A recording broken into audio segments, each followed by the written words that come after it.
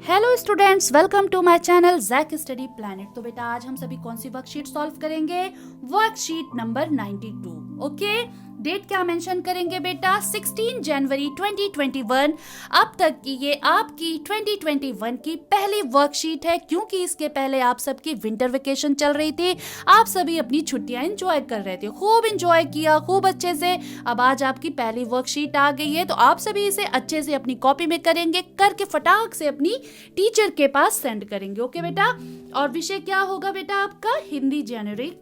कक्षा कौन सी होगी? 6 to 8 के क्लास के बच्चे इसे सभी करेंगे, सबके लिए ये कॉमन है। स्टूडेंट अपना नाम मेंशन करेंगे, अपनी क्लास टीचर का नाम जरूर मेंशन करेंगे। तो चलते हैं बेटा पहले क्वेश्चन की तरफ कि नीचे दिए गए चित्रों में दर्शाए गए कार्यों को ध्यानपूर्वक देखकर हाँ या नहीं लिखकर बताइए कि क्या हमें ऐसा करना चाहिए या नहीं।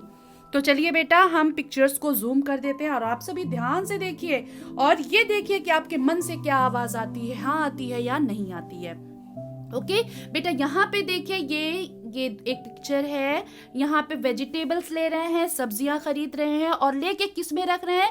पॉलीथीन में रख रहे हैं। तो आप सबको पता है बेटा, पॉलीथीन तो हमारी पर्यावरण के लिए बहुत ही हानिकारक है, हम सबको पता है। और गवर्नमेंट सरकार ने कई बार इस पे रोक भी लगाई है, लेकिन लोग नहीं मानते।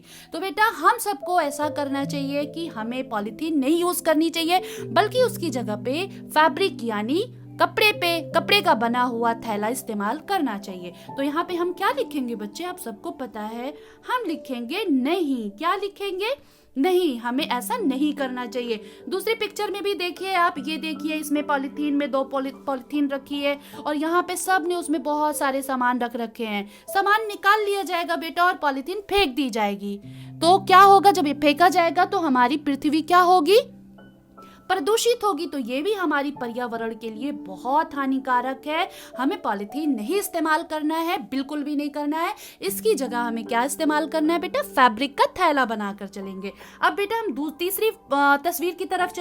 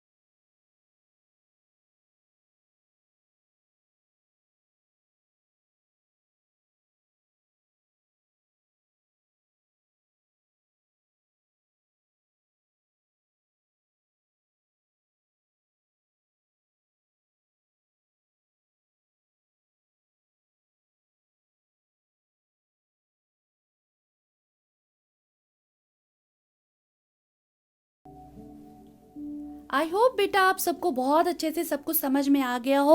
अब मैं आप सबको यहाँ पे मैंने क्वेश्चन आंसर सॉल्व कर रखे हैं, आप सभी यहाँ से देख के कर सकते हैं कि जैसे दिल्ली में जल का प्रमुख प्राकृतिक स्रोत क्या है, तो उत्तर होगा बेटा दिल्ली में जल का प्रमुख प्राकृतिक स्रोत यमुना नदी है।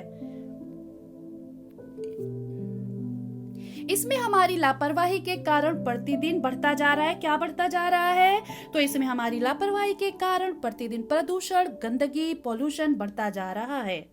इसमें रहने वाले जीव कौन है बेटा, यमुना नदी में रहने वाले जीव मछलियां, शैवाल हैं। ओके बेटा, आई होप आप सभी को बहुत अच्छे से समझ में आ रहा।